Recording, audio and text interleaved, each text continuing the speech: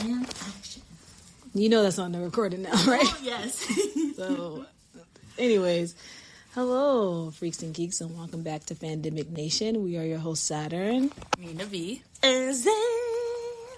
And we are doing today's episode on netizens and why fans live online. Please remember that this is your space to engage in all things fandom culture with a lens of DEI. Do not be afraid to leave a comment and be a part of the conversation. So this topic is actually really tricky for me because my brain is kind of overflowing with like reasons why netizens would actually live online. I think the first thing that pops into my mind is just like insecurity. Being able to find people that have the same interests as you is really difficult, just especially because we don't have third spaces anymore. Everything is kind of like siloed and everyone kind of does everything independently. So it's easier to like find people who have your interests online. You just search your interests and then a bunch of different creators pop up, et cetera, et cetera. So it kind of eliminates the conflict of having to like go up to a person and ask them what their interests are and then, you know, become their friends or become part of that community. So if you're someone who's feeling really insecure about doing that in the first place, you kind of have a shortcut to that. It's probably not going to cross your mind, right, if you're insecure or if you're just shy about going up to people and just talking to them and trying to find out who in your community has a similar interest to you.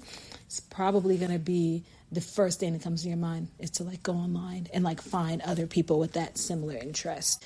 That's like the first thing that pops in my mind, but there's like a long list of other things now that my wheels are turning. But I'm going to pass the mic to Nina to kind of give us a little background on like netizen culture. And then we'll take a deeper dive into some of these thoughts. Nina.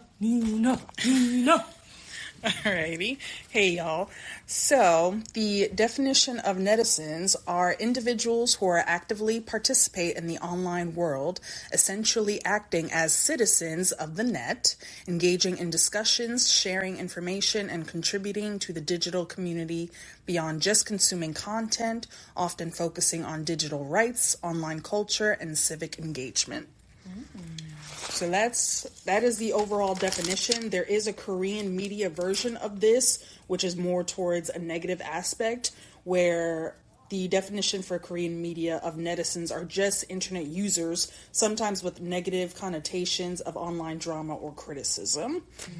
With this topic, I feel like it's kind of similar towards when we were discussing cancel culture. I feel like it's a very gray area because what I think of netizens are like, they're kind of like the vigilantes, you know, doesn't matter which platform that you're on. Like if someone is doing some sort of injustice, people are going to call them out on it. And, you know, the more followers, the more community that brings, you know, it will cause some sort of rift or at least a change where, you know, another media platform has to be like, hey, something's happening there. Let's take a deeper look on it. But then if you kind of reverse it and how we were discussing in our cancel culture, obviously this can be used as very negatively where this vigilante is more towards, you know, the evil where cyberbullying comes into play. So it's just a gray area on how I think about netizens because, you know, when it comes down to the internet can be a very good place. You know, in terms of research, community, representation, which is, again, is all what we need. But then you've got the dark web. No matter what platform you on, you've got people who are just living to hate. Yeah, absolutely agree with that. But I'm going to chime in real quick because I really think it's just the name. I don't want to seem like I'm shooting down what you say because that's also a part of it. But I feel like the name netizen is just to give the general audience for this space a name. And it seems like when you say netizens, oh, this is the group you go to for like the tea, the information about whatever's happening. So yeah, of course, all that stuff, I'm not disagreeing with that, is happening at the same time too. But if someone from the outside is like just now checking up on whatever incident is happening or occurring, they go to that group's netizen group or netizens to be like, yo, so why X, Y, and Z doing this? And like, give me the scoop. So I feel like it's more of a broad like name to stamp on the group or the community, so that people can know, oh, Justin Bieber, he got a fan name, whatever they Believers. Believers. The Belieber Shout out to song. the Believers. I don't know why I chose that example, but y'all get what I'm saying. The Believers Netizens. If that makes sense. I feel like it's just a general term for it, but you ain't wrong with all that stuff going on too. I'm just thinking. Yeah, I think something that's really interesting about that is like the term netizen, like Zen is saying and Nina is saying, is like a word used to describe that people who really spend a lot of time communicating online, but also like Nina said, it has a negative attachment to the word. So sometimes people's reaction to the word is like very negative because of the cyberbullying, right? Or because something that has happened in Korea where they're seeing netizens as something that's bad or negative. And Korean pop culture is so international, that same thought is spreading, I think, in a way that's international as well. So now, even here, if you're saying netizens, sometimes people have this reaction of like, oh no, like people who are just talking shit online all day, like, oh yeah, I hate those people, right? Like their mind automatically goes there because everyone is starting, not just in Korea, but in Japan and other places in Asia, and then in America and other places over here and on the west side, right, of the world. It's happening in the UK as well, where they just, that word is becoming kind of a phenomenon to describe hatred online or hateful discourse online. So I think that it's really interesting to think about, because there's no doubt in my mind that there are some netizens who don't spread a lot of hate and negativity online. Like they probably just live on there because they feel isolated in reality, in the real world. But at the same time, it's like, what can really be done, right? Because there are so many trolls. I want to pose a question to the group. No? I got another idea. You can still share it. I feel like I don't want to be like, okay, I'm devil's advocate right now because y'all was like negative. But then you have the vigilante netizens who be like, I'm coming in like, no, this is a story right here. Let me clarify X, Y, and Z. They pull off the receipts and bada bing, bada boom. Because I found a YouTube video that was talking about, hold your horses, North Star Boys and the whole incident. Oh, brother. I went on YouTube. I'm going to say it. I said, Miss Shorty Thang, I followed the story. I followed the Twitter receipts. And let me tell you what I got from it. And if you want to check it out, here's this. I felt that was very vigilante of me. I try to help out a little bit. I try to cushion the blow by letting her know. And she was like, oh my God, thank you so much. And I was like, no problem, Bookie. No problem. So there's some vigilantes, some saviors, some good netizens out there. Well, what you're saying is actually in line with my question. Oh, can I answer before you have to ask? I was going to say, the internet is full of lies and full of rumors, right? There are so many people who want to actually bring facts into the conversation. And so I understand that you're talking about those in a sense. You're talking about how you did that. So my question was, and still is, do you consider yourself to be a netizen? If I'm online, yes. If anyone who's online, yes. That goes to my general sense of, if you're online and within a community, you're a netizen. Oh, wow. So you're like, if you're discoursing, if you're having conversations online, you're a netizen in that moment. Internet citizen. If you're online and you're part of the community too, I feel like you're a netizen. I don't really completely see it in a negative light, but still the broad term sense of like, you online, you're a citizen online. Wow. What do you think, Nina? Yeah. To be honest, I'm not really sure. Because in my perspective, as a millennial first getting into the internet, I wasn't a very nice person in the beginning. So, mind you, I got humbled. I love that we're always spilling our own tea. Yeah. Go ahead. I love that about us. I was like, get into it. I don't want to get into examples. Remember when I was a gatekeeper? Oh my gosh. I'm just saying, in terms of, being in middle school, you had social chats online with just, not even the people just like, randos. What is your age? What is your sex? Where do you live? That kind of thing. ASL. Yeah. The ASL. Oh my God. Not, sign language. just in case. Age, sex, But, location. yeah, exactly. That, you got the MySpace, you got, before Facebook even came out, there was a whole bunch of other different social platforms. Club Penguin. Yeah, I remember like Bebo. I remember my yearbook. I used to be on that one too. But anyway. Yo, Saturn is too. She's in shock. I'm learning that I'm not a netizen. Continue. I'm curious. You guys are. I'm really excited to be part of this conversation. Okay, cool. But anyway, what I'm trying to get is that, starting out, trying to figure it out, wasn't a very good person.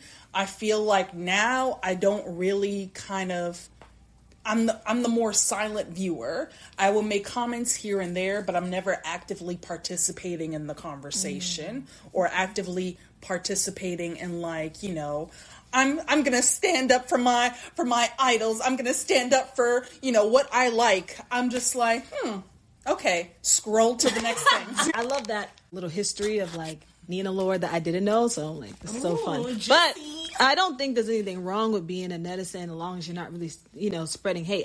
And I like, Zen, that you said that, there are some times where you're trying to add fact into the conversation, and you also mentioned that you think a netizen is someone who is a citizen of the internet.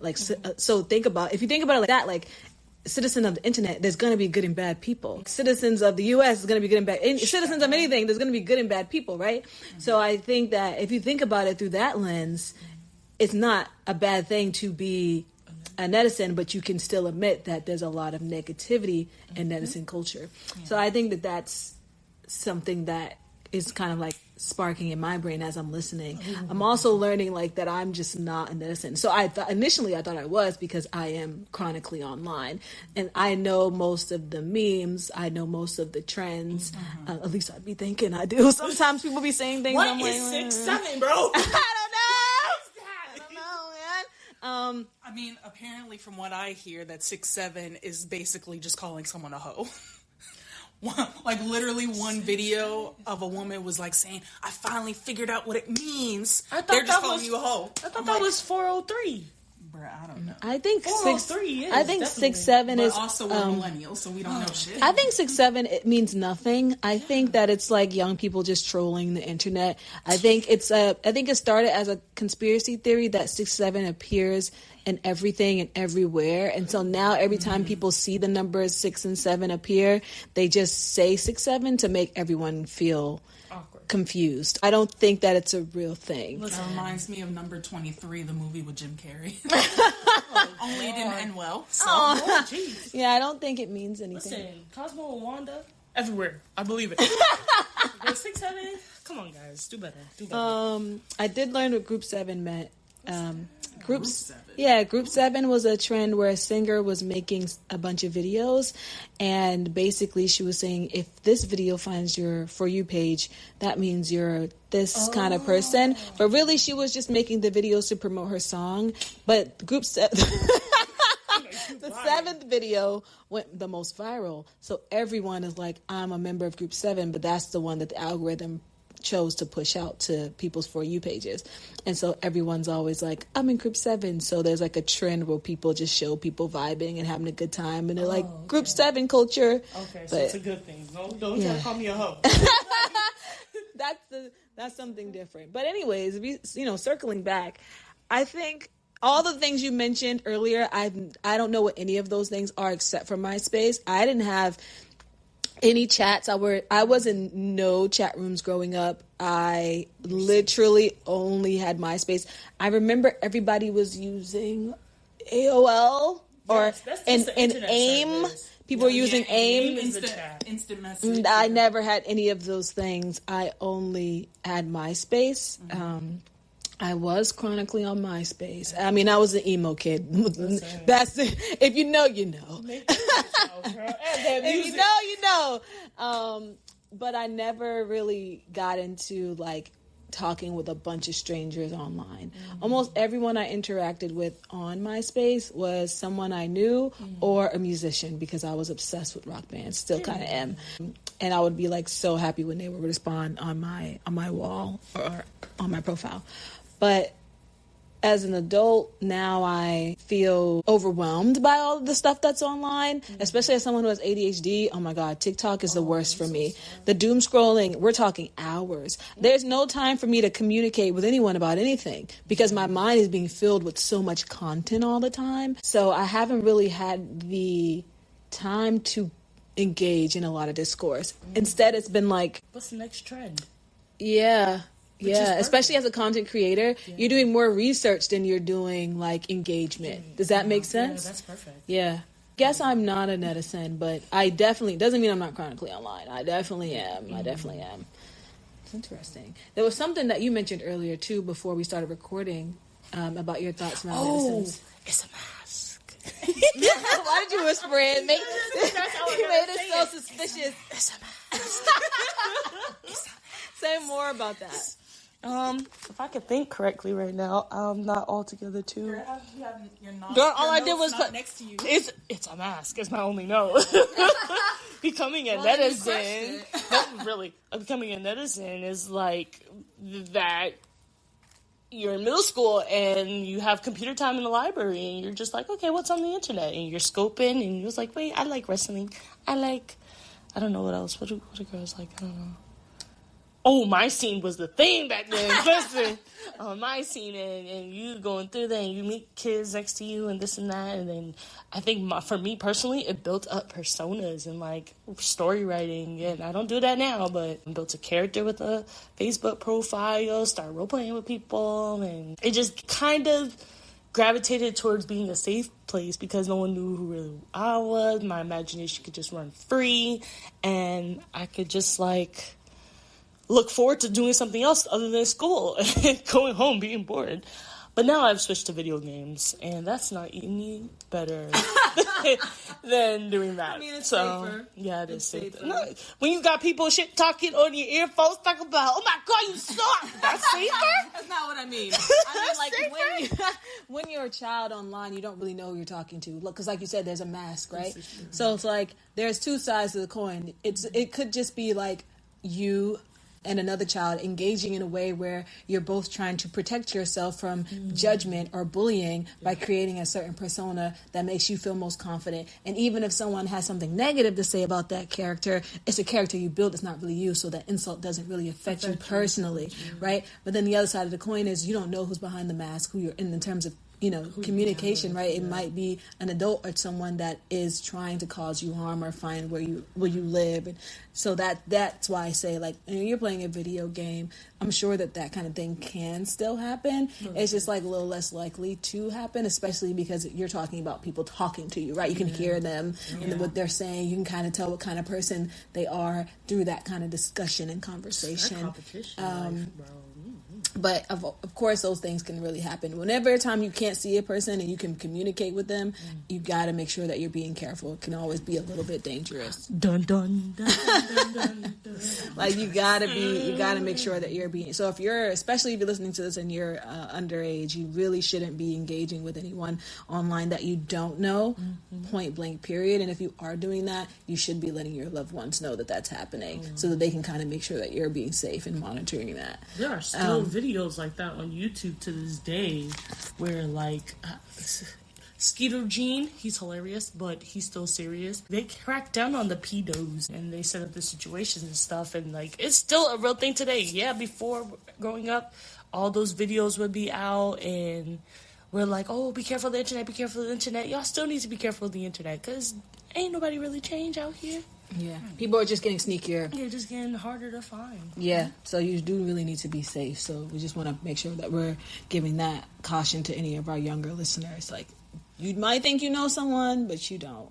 I remember I was online, and I was an adult, and I don't really comment or engage. One video of a BTS member, V, my bias, he posted a video on BTS's page. This is before they had their individual accounts, and so you can actually comment back then. You can't comment now on their. They're like, we can't deal with the drama.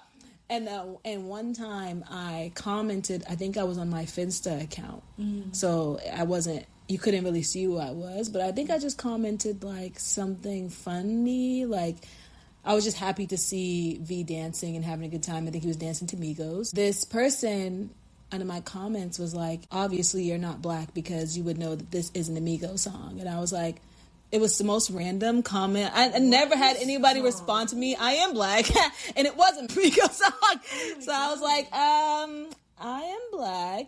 And I'm really, like I said, I'm happy they see that he's vibing and jamming to the same kind of music that I listen to. It's lit. Like, when your bias has a similar personality to you, it's always exciting. Like, oh, you like the same kind of music as me? That's lit. Why can't I be happy about that? And what is that? How are you trying to clock my TV? And you're wrong. And you're not even right. Just loud and wrong. And so she looked it up and found out that I was right. And then she deleted her comment and she slid in my DMs. And she was just apologizing and just being like, oh, she, thought that it was somebody else's song. Doesn't matter. So she's talking to me and she's like, I don't really know a lot of other black people who like BTS, which I was like, huh? I mean, granted, this was before BTS was the biggest group, like K-pop. Yeah, like they're not even just the biggest K-pop group. They're just a big group, period now. So this was before that. So I understand, like, you might not know one in real life that is black that likes BTS, but I know online, like I know you have had to seen some black fans somewhere. Like, it's a thing. So I provided her with that context just for comfort. Like, I want her to feel comfortable. Like, hey, like, there's a lot of black fans who love BTS. We are not this separate entity, like, it's a real thing. She continued to have conversation with me in a way like she was trying to become friends. If you know me, I don't really like making friends.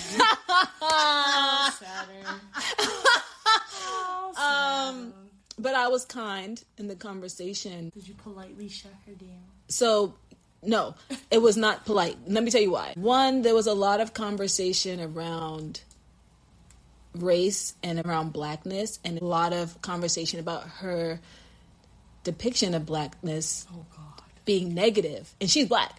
Yeah. She did not have a lot of self-love or self-respect for her blackness in our culture. And so I felt like I spent most of our conversation just educating her. She didn't think we were beautiful. I was like, what? Wow. What's wrong with you? You're obsessed with K-pop. Meanwhile, K-pop is highly influenced by our culture. Not just the music, the styles as well. She didn't know that. She thought that was their own shit. And, sorry, Zen is going crazy. Oh, and she didn't think that black women or black men were beautiful, which is really crazy to me. But I have to remember that anti-blackness is something that's taught, right? Yes, like, on a large scale. So I had to have empathy for that, even though it was still really hard for me to fathom as someone who grew up very, very black. And what I mean by that, like, for listeners, I'm a Solani American, which means, like, my ancestry is of the slave trade. And so I grew up, in a family that was very black culturally, not just through race. Like, we knew about our history in the household, not because you're not getting that education in school, right? So my ideas around my culture really are based in love. So I have to remember that everybody doesn't grow up like that. So I had empathy for her. When I didn't have empathy for her is, like, after talking to her, after coming to a common ground where she was, I kind of get that. I kind of see where you're coming from. I understand. Then she started to talk to me in a way that was sexually explicit. Oh, whoa. Yeah. And I was just like, you have no idea who I am. I could be a 50-year-old white man. And she started panicking, like, wait, are you? You said you were a young black girl. But you don't know who I am. How old are you? Mm-hmm. And of course she was a teenager. I'm in my 20s or something like that. Oh. I was really, really uncomfortable and really upset. So I rashed her like I was a mama. All this self-love and here you go. Oh my good Lord. I ain't gonna lie, I brought her some heat. Like, don't you ever do no shit like this again. That is fucking dumb. Don't ever do no shit like this again. And so that's, long story short, we're not friends. But you gotta be careful, guys. Like, even you really never know. Even as an adult, like, I'm put in a dangerous situation where a minor is saying something to me that's sexually explicit. That's dangerous to me. Like, you have to be careful about how you engage. And to this day, shoot, I don't know, she could have been an old white man. Who knows? Good thing we ain't trying to find out. Good thing we ain't trying to find out. But that's probably another reason why I don't really engage in, like, netizen. I don't like the... That is prime I example. really don't like to have conversations with people I don't know. I don't. You know? Especially around my interests, things I'm passionate about. You know, like, something that's lighthearted maybe, but if we're discussing, like, our hopes, dreams, ambitions, interests, it's gotta be... I send almost all of my direct messages right now are from you guys or from my family. Watching. Tight like a booty hole. It's really tricky, but I do know why people do it, because they don't have a community, right? I'm fortunate to have that. Not everybody has that, so it's hard. And what I advise for you to do is, like, when you're trying to engage with people and you want to build a community, one, make sure that you're bringing your real self, and make sure that you're also engaged with people online who's doing something similar. They're not hiding behind, like you said, the mask. You know, and if you are too shy to engage with your, as yourself, and you feel more comfortable hiding behind an ID, and I don't even, that's what you call it, a profile. Anyways, if you want to communicate with people like that, just make sure you're being safe. Don't be dropping your location. Don't be planning and meet. Don't be careful about what you're talking about too. Like, just keep it on the topic of your interests. Don't let it diverge into something that can turn into something dangerous. That was a long story, but I feel like I had to tell it. No, that's 100%. It also gives leeway and room where make a plan. There's an event in your town. You gotta have at least one friend. I would hope someone has at least one friend that they have a common interest, even if it's from middle school, elementary school. Me and my friend, elementary school, day we die. And then we work together to this day, both into anime. We plan together, go to conventions. If we meet other people in similar panels that we like, build conversation there. It's kind of more intimate. It's a bright lit space. There's no weapons or anything prohibited on the premises, and boom, you get a whole group of friends. Every con, you chilling in a group. That's what we usually do. I like that. And I like what you're saying too, because there's not a lot of third spaces. So, like, what you're saying is important. Instead of, like, you meet someone online, you finally think you got a friend, and then you meet them somewhere and you end up in a dangerous situation, potentially, avoid that.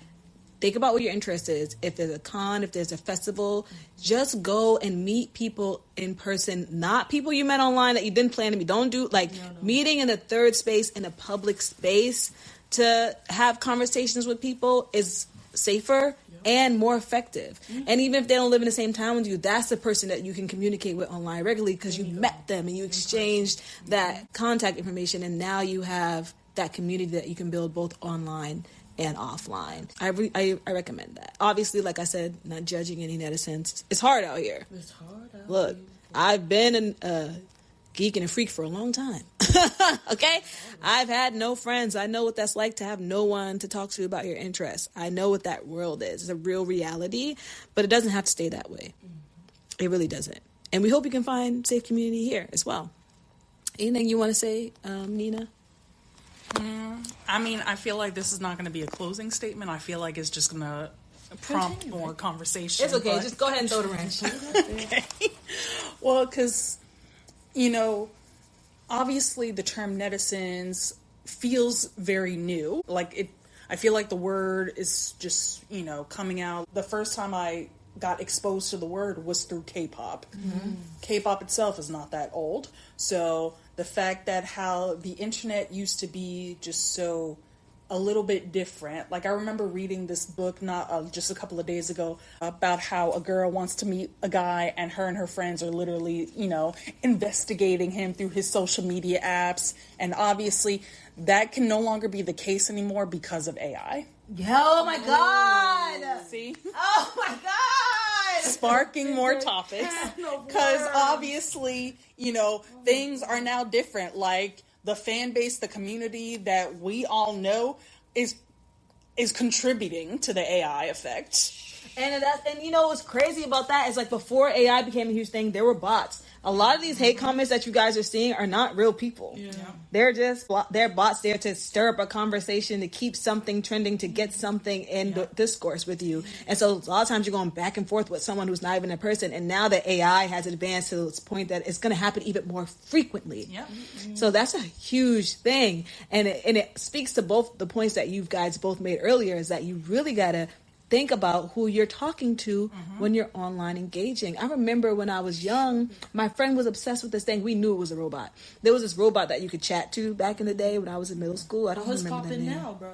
I don't remember what it is, but that has that has advanced into something. Now you can wear a necklace that's your friend, and you can just like talk to the necklace if you press the button, and it's like can engage with you. Yeah, like this is it. We're in the future, baby. We're in the apocalypse. We barely know what 6'7" means. But I bet you AI do. Like, fuck. So you really got to be careful.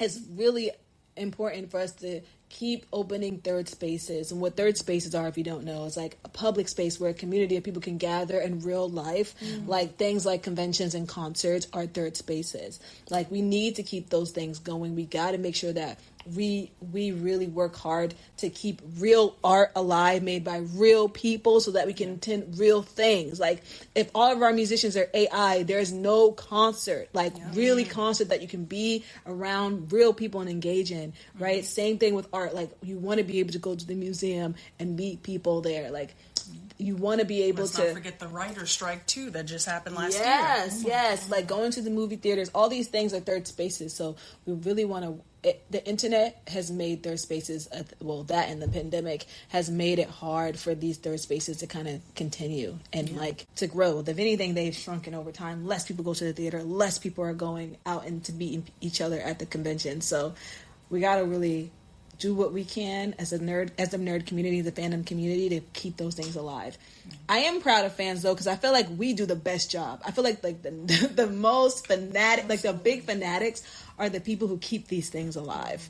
And so shout out to us, shout out to you, the listeners, for doing that. Continue to do that. Continue to create third spaces. And if you're a netizen that is, home feeling like you have nothing but that online space, know that it doesn't have to stay that way. Like you can build a community of friends if you go to those third spaces where your interests lie, and then you can still continue those conversations with those people online and build an online community that is real. Round of applause. I'm done.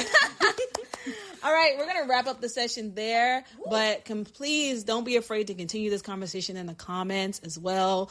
Don't forget to like this, subscribe to this, share this as well.